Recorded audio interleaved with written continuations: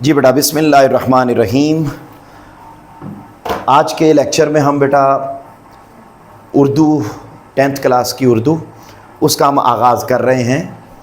और साफ ज़ाहिर है जब आगाज़ होता है तो सबसे पहले हमें ये बात जानने की ज़रूरत होती है कि हमने सिलेबस में क्या क्या चीज़ें पढ़नी हैं और बोर्ड में हमें कौन कौन से सवालात आने हैं।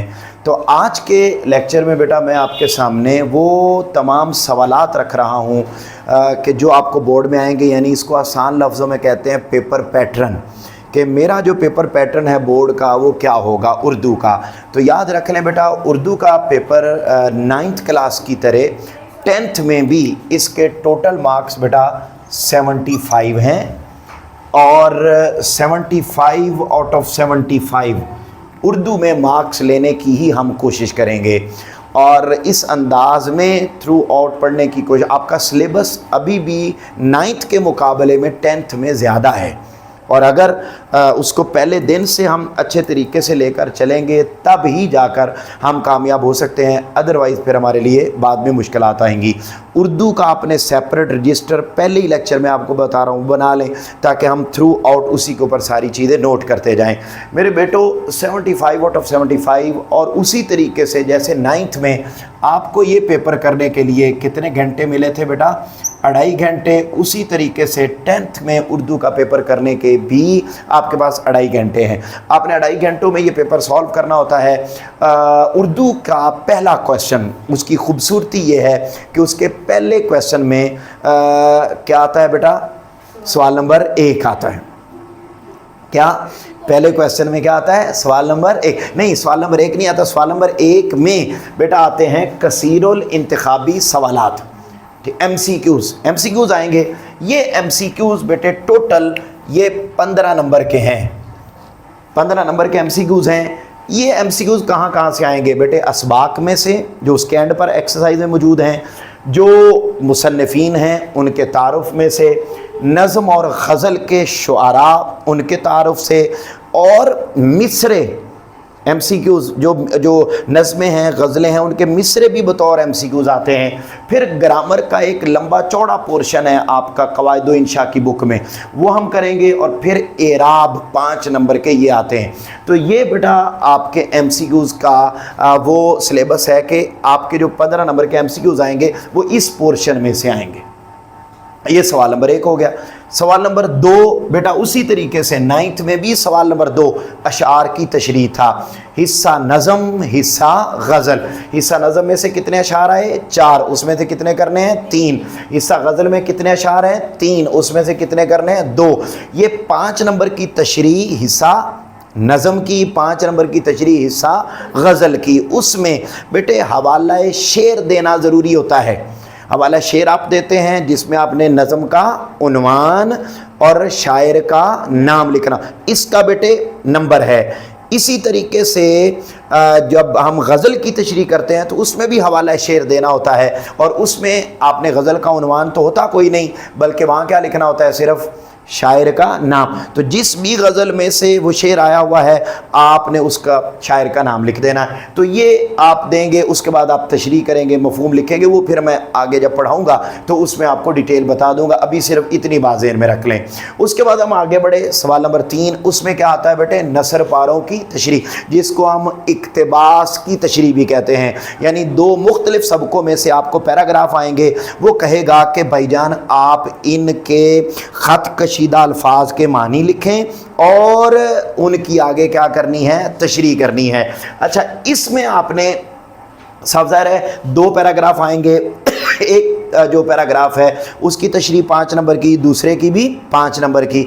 अच्छा, इसमें क्या क्या चीज़ें लिखनी होती हैं, इसमें बेटे हवाला मतन, सबक का उन्वान, मुसन्निफ का नाम, और उसके बाद बेटे ख़त कशीदा अल्फाज के मानी, وہ 4 الفاظ ہوتے ہیں جو انڈرلائن کیے ہوئے ہوتے ہیں, آپ نے ان کے معنی لکھنے ہوتے ہیں. تو یہ اس کے بعد پھر آپ نے اس پیراگراف کی تشریح کرنی ہوتی ہے. 5 نمبر ایک پیراگراف کے ہیں, 5 نمبر دوسرے پیراگراف کے ہیں. اس طریقے سے یہ سوال بیٹے کتنے نمبروں کا ہے؟ 10 نمبروں کا. پہلا سوال کتنے نمبروں کا؟ 15 نمبر کا. اگلا 10 نمبر کا. اگلا بھی 10 نمبر کا. اس کے بعد بیٹے سوال نمبر 4 ہے, اور اس میں کیا ہوتا ہے؟ مختصر شارٹ کویسچن. ٹھیک ہے, آپ کو شارٹ آئیں گے, ان کے آپ نے آنسرز کرنے. اسی طریقے سے جیسے 9th میں تھا 8 شارٹ کویسچن ہوں گے, جن میں سے آپ نے کتنے اٹیمپٹ کرنے ہیں؟ 5. ایک شارٹ کتنے نمبر کا ہے؟ 2 مارکس کا. اور یوں کتنے نمبر کے ہو گئے؟ 10 نمبر کے. تو 10 نمبر کے یہ شارٹ کویسچن آ گئے. اس کے بعد بیٹے آگے آپ چلے گئے سوال نمبر 5 میں. اس میں کیا لکھنا ہوتا ہے؟ سبق کا خلاصہ. آپ کو بیٹے 2 آئیں گے, 2 اسباق کے خلاصے. ان میں سے آپ نے کتنا کرنا ہے؟ 1 کا. ایک جو خلاصہ ہے وہ کتنے نمبر کا ہے؟ 5 نمبر کا. اور اس کی لینتھ کتنی ہوتی ہے بیٹا؟ 1.5 صفحہ, 1.5 پیج. اچھا, ان کی بھی یہ جو تشریح ہے, اقتباس کی تشریح, یہ بھی بیٹا ایک پیراگراف کی تشریح 1.5 صفحہ کی. اشعار کی تشریح وہ بھی بیٹے ایک شعر کی تشریح 1.5 صفحہ کی. اس طریقے سے آپ کرتے جائیں گے. پھر ہم آ گئے مضمون. اگلا سوال, سوال نمبر 6, جو 10th کلاس میں سب سے امپورٹنٹ کام ہے سمجھ لیں وہ آپ کے مضمون ہیں. تو مضمون امپورٹنٹ جتنے ہوں گے وہ میں آپ کو کرواؤں گا, کوئی 20 کے قریب ہم کر لیں گے انشاءاللہ, اسی میں سے آپ کا پیپر آ جائے گا. تو وہ 15 نمبر کا ہے. 3 آپ کو مضمون آئیں گے. 3 میں سے آپ نے کتنا اٹیمپٹ کرنا ہے بیٹے؟ 1. کوئی 1 اٹیمپٹ کرنا ہے. اور یہ کتنے صفحات کا لکھنا ہوتا ہے بیٹا؟ Minimum 6, maximum 8. 6 سے 8 صفحات پر مشتمل یہ سوال حل کرنا ہوتا ہے. اور اس سے متعلق حوالہ جات بھی ہیں, آیتیں بھی ہیں, احادیث بھی ہیں, اقوال بھی ہیں, اشعار بھی ہیں. ٹھیک ہے, وہ ہر مضمون کے الگ الگ ہیں. تو یہ ایک میجر کام ہوتا ہے 10th میں مضمون تیار کرنا. تو انشاءاللہ ہم جلدی ہی اس کو تیار کرنے کا سلسلہ شروع کر دیں گے. تو یہ آپ کے مضامین ہو گئے. اس کے بعد سوال نمبر 7 آخری ہے, وہ کہلاتی ہے تفہیم عبارت. یہ انگلش میں بھی یہ کویسچن ہوتا ہے جس کو کیا بولتے ہیں؟ کمپریہنج. ٹھیک ہے. اچھا, اب یہ جو تفہیم عبارت ہے اس میں کیا ہوتا ہے؟ ایک پیراگراف دیا ہوا ہوتا ہے اور نیچے اسی پیراگراف سے متعلق شارٹ کویسچن لکھے ہوئے ہوتے ہیں. وہ 5 شارٹ ہوتے ہیں. وہ کہتا ہے جی پیراگراف میں سے ان کے آنسر ڈھونڈ کے ان کے آپ نے جوابات لکھنے ہیں. تو یہ 5 نمبر بیٹے 5 شارٹ کویسچن آئیں گے, آپ نے ان کے جوابات دینے ہوں گے. تو یہ ایک بڑا مختصر, ویسے تو 9th میں تھے آپ کے پاس 9 سوال, تو آپ نے وہ 9 کے 9 کر. یہاں سوال تو کم ہیں لیکن مارکس زیادہ ہیں اور لکھنا زیادہ ہے, اور آپ کا سلیبس بھی 9th کے مقابلے میں زیادہ ہے. مثلا یہاں پر, وہاں تو آپ نے 3-4 نظمیں پڑھی تھیں اور یہاں تو 10 نظمیں ہی ہیں. ٹھیک ہے, غزلیں بھی زیادہ ہیں, اسباق بھی زیادہ ہیں, پھر اردو بے کا کام بھی زیادہ, اور اسپیشلی اس میں 10th یہ مضامین, اور گرامر کا پورشن بڑا لمبا چوڑا ہے.